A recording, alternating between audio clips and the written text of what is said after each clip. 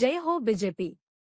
ఆంధ్రలో మొదటిసారి, కేంద్రంలో మూడవసారి అనే నినాదంతో భారతీయ జనతా పార్టీ ఏలూరు ఇండోర్ స్టేడియంలో ఏలూరు, అమలాపురం, రాజమహేంద్రవరం, కాకినాడ లోక్ సభ నియోజకవర్గాల బూత్ స్థాయి కార్యకర్తల సమ్మేళనం ఘనంగా నిర్వహించారు.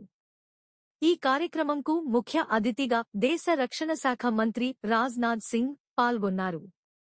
రాష్ట్ర బీజేపీ మాజీ అధ్యక్షులు సోము వీర్రాజు, మాజీ మంత్రి కామినేని శ్రీనివాస్. ఈ కార్యక్రమం రాష్ట్ర బీజేపీ ప్రధాన కార్యదర్శి గారపాటి సీతారామాంజనేయ చౌదరి ఆధ్వర్యంలో జరిగింది. సభాస్థలిలో జ్యోతి ప్రజ్వలన చేసిన రాజ్నాథ్ సింగ్, రాష్ట్ర బీజేపీ అధ్యక్షులు పురంధేశ్వరి గారపాటి తపన చౌదరిగారు మాట్లాడుతూ, దేశ రక్షణ కోసం వేరే దేశం నుండి గతంలో ఆయుధాలు దిగుమతి చేసుకునేవాళ్లం అని, బీజేపీ అధికారంలోకి వచ్చాక మనమే వేరే దేశానికి ఎగుమతి చేసే స్థాయికి వచ్చామంటే బీజేపీ ప్రభుత్వం ఎంత కృషి చేసిందో గమనించగలరు అని. మేక్ ఇన్ ఇండియా కార్యక్రమంలో మనం అనేక రంగాలలో స్వయం సమృద్ధిగా ఉన్నామంటే అది బీజేపీ ఘనత. మోడీ అంటే మార్పుకి, అభివృద్ధికి, దేశభక్తికి మారుపేరు అని. సంక్షేమంతో సామాన్యుడి జీవితంలో మార్పు రాదని, సంక్షేమంతో పాటు అభివృద్ధి జరిగినప్పుడే సామాన్యుడి జీవితాలలో మార్పు వస్తుందని, అది మోడీతోనే సాధ్యమని తెలియజేశారు. పురంధేశ్వరి గారు మాట్లాడుతూ, ఏలూరు సభ ద్వారా ప్రత్యర్థులకు బీజేపీ సత్తా చాటబోతున్నాం అని, కార్యకర్తలు అందరూ ఒకే సంకల్పంతో ముందుకు సాగాలి అని, ముందుగా వేదిక ముందుగా కూర్చున్న ప్రతి కార్యకర్తకు శిరస్సు వంచి నమస్కరిస్తున్నాను అని, కార్యకర్తలకు బీజేపీ అత్యంత గౌరవం ఇచ్చే పార్టీ, కష్టపడి పనిచేసే ప్రతి కార్యకర్తలను గుర్తింపు ఇస్తుంది అనడానికి నిదర్శనం మన ప్రధాని మోడీ అమ్మే స్థాయి నుంచి దేశాన్ని పాలించే స్థాయికి బీజేపీ గుర్తించింది అని, సమాజంలో ప్రతి వర్గానికి న్యాయం చేస్తూ ప్రతి రాష్ట్రాన్ని అభివృద్ధి పదం వైపు నడిపిస్తున్న పార్టీ బీజేపీ అని, రాష్ట్రములో కూల్చివేతతో పరిపాలన ప్రారంభించిన ముఖ్యమంత్రి ఈ జగన్మోహన్ రెడ్డి అని, మా తండ్రిగారు అనేవారు భూమి ఈనిందా అన్నట్లు ఇక్కడ బీజేపీ సభా ప్రగాణంలో జనాలు ఉన్నారు అని. రాజ్నాథ్ సింగ్ కామెంట్స్. నాకు ఘన స్వాగతం పలికిన నా దేశ ప్రజలకు నమస్కారాలు. మీ ఉత్సాహం చూస్తుంటే ఆంధ్రప్రదేశ్లో కూడా బీజేపీ ప్రభుత్వం వస్తుంది అని నాకు అనిపిస్తుంది. కొన్ని రాష్ట్రాలలో అనేక ప్రభుత్వాలు ఏర్పడ్డాయి కానీ, అనేక అవినీతి ఆరోపణలు ఏర్పడ్డాయి కానీ, మన బీజేపీ ఏర్పడి 10 సంవత్సరాల నుండి ఒక్క అవినీతి ఆరోపణ లేకుండా పరిపాలన మోడీ నాయకత్వంలో కొనసాగుతుంది అని. కొంతమంది వేరే పార్టీ వాళ్లు మూడోసారి బీజేపీ అధికారంలోకి రాలేదు అని అంటున్నారు. కానీ ప్రజలు అంటున్నారు నాలుగోసారి కూడా బీజేపీ ప్రభుత్వం, మోడీ నాయకత్వం మాత్రమే వస్తుందని. కొన్ని ప్రభుత్వాలు అధికారం కోసం పనిచేస్తాయి కానీ బీజేపీ ప్రభుత్వం ప్రజలకు సేవ చేయడం కోసమే పనిచేస్తుందని.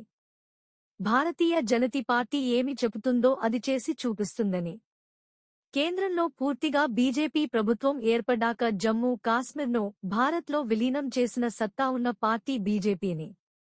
భారతదేశంలో ఉన్న ప్రతి స్త్రీకి న్యాయం జరగాలి అని ట్రైబల్ తలక్ను రద్దు చేసి చూపించామని.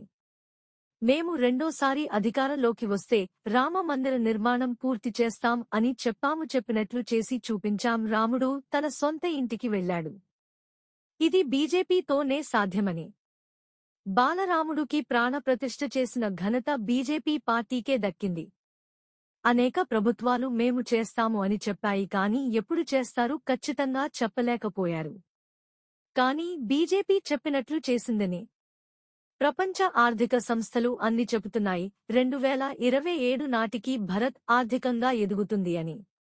చంద్రయాన్ 2 చేసి భారత్ గర్వంగా దేశ ప్రగతి చాటుదాం అనుకున్న తరుణంలో చంద్రయాన్ 2 ఫెయిల్ అయింది. శాస్త్రవేత్తలు బాధపడుతుంటే అధైర్యపడవద్దు అని దేశ ప్రధాని చెప్పారు. చంద్రయాన్ 3 ద్వారా ప్రపంచ దేశాలకు మన స్థాయిని, సత్తాను చాటి చూపించామని. గతంలో భారతదేశాన్ని బలహీన దేశంగా చూసేవారు కానీ మోడీ నాయకత్వంలో అతి పెద్ద బలమైన దేశంగా భారత్ ఉంది అని. ఉక్రెయిన్ రష్యా యుద్ధం జరుగుతా ఉంటే రష్యా ప్రధానికి, ఉక్రెయిన్ ప్రధానికి, అమెరికా ప్రెసిడెంట్కు ఫోన్ చేసి మీ దేశంలో జరిగే యుద్ధంలో నా దేశ విద్యార్థులు చనిపోయే ప్రమాదం ఉంది, వారిని ఇండియాకు రప్పించడానికి యుద్ధం ఆపమంటే 4 గంటలు యుద్ధం ఆపి మన దేశ విద్యార్థులను రప్పించిన ఘనత, ధైర్యం మన మోడీది అని. విశాఖపట్నం ఈ రాష్ట్రములో అతి పెద్ద పోర్ట్ బీజేపీ మాత్రమే. ఈ పోర్ట్ పనులు ఆల్రెడీ ప్రారంభమయ్యాయని, వ్యవసాయం లాభదాయకం కాదని వదిలేసి వేరే ప్రాంతాలకు రైతులు వెళ్లేవారు. ఇప్పుడు ఆ పరిస్థితి లేదు. రైతుకు గిట్టుబాటు ధర కల్పించి రైతులకు మేలు చేసింది బీజేపీ అని. రాష్ట్రములో పోలవరం పనులు పూర్తి చేయడానికి కేంద్రం సిద్ధంగా ఉన్న రాష్ట్రం మాత్రం అసలు సముఖంగా లేదని మోడీగారు చెబుతున్నారు అని. ఈ రాష్ట్రములో ఎటువంటి ప్రభుత్వం ఉందంటే ప్రజలకు అసలు అభివృద్ధి చేసే ఉద్దేశం లేదు. కేంద్రం నుండి అనేక వేల కోట్లు నిధులు ఇస్తున్న అభివృద్ధి వైపు ఖర్చు చేయడం లేదు అని. ఈ రాష్ట్ర ప్రభుత్వం నిక్కర్ మాఫియా, ఇసుక మాఫియా లకు అండగా ఉంటుంది అని. తెలుగు బిడ్డ పివి నరసింహరావు గారిని కాంగ్రెస్ పార్టీ విస్మరించిన భారతీయ జనతా పార్టీ మాత్రం దేశంలో అత్యంత పురస్కారంతో సత్కరించాం అని.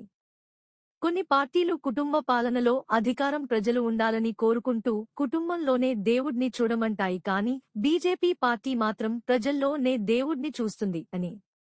కొత్తగా ఓటర్ లిస్టు వచ్చింది. మీరు బీజేపీ పార్టీ తరపున వారికి మన పార్టీ చేస్తున్న పనులు, అభివృద్ధి గురించి తెలియజేయండి అని.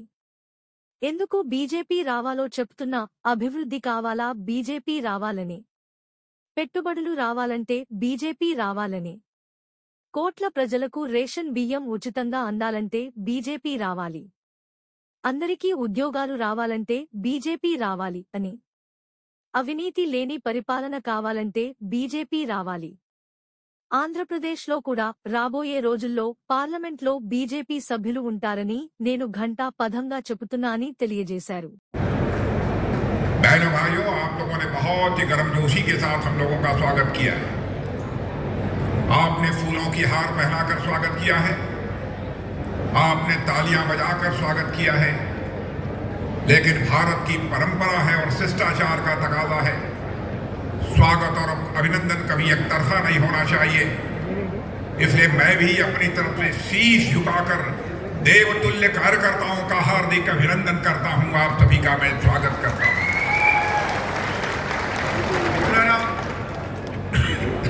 మీరు చాలా ఉత్సాహంగా ఇవాళ నాకు స్వాగతం పలికారు. మాల అర్పించి స్వాగతం పలికారు, చప్పట్లతో స్వాగతం పలికారు. అదే విధంగా నా వైపు నుంచి కూడా ఎటువంటి లోటు ఉండకూడదు కాబట్టి దేవ సమానులైన మీ కార్యకర్తలందరికీ నేను శిరస్సు వంచి నమస్కరిస్తున్నాను. आज मैं कार्यकर्ताओं का जितना बड़ा हुजूम अपनी आंखों के सामने देख रहा हूं, मेरा विश्वास यह पक्का हो गया है कि अब आंध्र प्रदेश में भी भारतीय जनता पार्टी की सरकार बनने से दुनिया की कोई ताकत हमें रोक नहीं सकती। ఉత్సాహం చూస్తుంటే నాకు చాలా నమ్మకం కలుగుతోంది, విశ్వాసం కలుగుతుంది. రాబోయే రోజుల్లో ఆంధ్రప్రదేశ్లో కూడా భారతీయ జనతా పార్టీ ప్రభుత్వం ఏర్పడనుంది. सारा देश यह देख रहा है, मेरे बहनों भाइयों, सारा देश यह देख रहा है कि मोदी जी के नेतृत्व में भारत का मस्तक सारी दुनिया में ऊंचा हुआ है। पहले अंतर्राष्ट्रीय मंचों पर भारत कुछ बोलता था, भारत की बातों को अंतर्राष्ट्रीय मंचों पर दुनिया ध्यान से सुनती नहीं थी। लेकिन आज अंतर्राष्ट्रीय मंचों पर भारत कुछ बोलता है तो दुनिया कान खोलकर सुनती है। भारत बोल क्या रहा है, यह भारत की हैसियत सारी दुनिया में बनी है। మిత్రులారా, దేశం మొత్తం చూస్తోంది.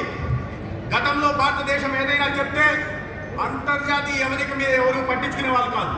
కానీ ఇప్పుడు మారిన పరిస్థితుల్లో నరేంద్ర మోడీ గారి నాయకత్వంలో భారతదేశం ఏం చెప్తుందో రెండు చెవులు రిక్కించి వినే పరిస్థితి వాళ్ళ దేశం అంతా ఏర్పడింది. सरकार का आपने देखा होगा, इसके पहले कांग्रेस की सरकारों को, दूसरी राजनीतिक पार्टियों की सरकारों को भी अपने अपने राज्यों में काम करते हुए देखा होगा। सबके ऊपर भ्रष्टाचार के गंभीर आरोप लगे होंगे, लेकिन लगातार 10 वर्षों से केंद्र में मोदी जी के नेतृत्व में हमारी सरकार काम कर रही है। बहनों भाइयों, भारत क्या दुनिया का कोई व्यक्ति उंगली उठाकर नहीं कह सकता कि हमारी सरकार के ऊपर कोई भी भ्रष्टाचार का एक भी आरोप लगा हो। మిత్రులారా, మీరు గతంలో చూశారు, కొన్ని రాష్ట్రాలు ఇప్పుడు కూడా చూస్తున్నారు. అనేక రాష్ట్రాల్లో కాంగ్రెస్ ప్రభుత్వాలు కానీ ఇతర ప్రాంతీయ పార్టీల ప్రభుత్వాలు కానీ ఉన్నప్పుడు అనేక రకాలైన అవినీతి ఆరోపణలు వచ్చేవి. కానీ గత 10 సంవత్సరాలుగా కేంద్రంలో నరేంద్ర మోడీ గారి నాయకత్వంలో రాష్ట్రాల్లో బీజేపీ ప్రభుత్వాల్లో ఒక్కట దేశంలో కానీ ప్రపంచంలో కానీ ఒక్కరంతా వేలెత్తి ఈ అవినీతి ఆరోపణ బీజేపీ ప్రభుత్వం మీద ఉంది అని చెప్పగలిగిన దమ్ము లేదు. लगातार कार्यकर्ता बहनों भाइयों लगातार 2 टर्म मोदी जी के नेतृत्व में इस देश में सरकार काम कर रही है लगातार 2 टर्म से, लेकिन जनता का विश्वास, जनता का कॉन्फिडेंस मोदी जी के प्रति ऐसा बढ़ा है, उस आधार पर बड़े बड़े पॉलिटिकल एनालिस्ट ये हम मानने लगे हैं कि 3rd टर्म में भी 370 सीट से ज्यादा समर्थन प्राप्त करके भारतीय जनता पार्टी और 400 से ज्यादा सीटों पर एनडीए भी ये हासिल करने जा रही है. ఇవాళ చూస్తున్నారు 10 సంవత్సరాలుగా 2 దఫాలుగా కేంద్రంలో నరేంద్ర మోడీ గారి భారతీయ జనతా పార్టీ ప్రభుత్వం ఏర్పాటైంది. ప్రజలు ప్రతిరోజు మరి అత్యంత విశ్వాసంతో పార్టీ వైపు కానీ మోడీ గారి నాయకత్వం పట్ల కానీ విశ్వాసం ప్రకటిస్తున్నారు.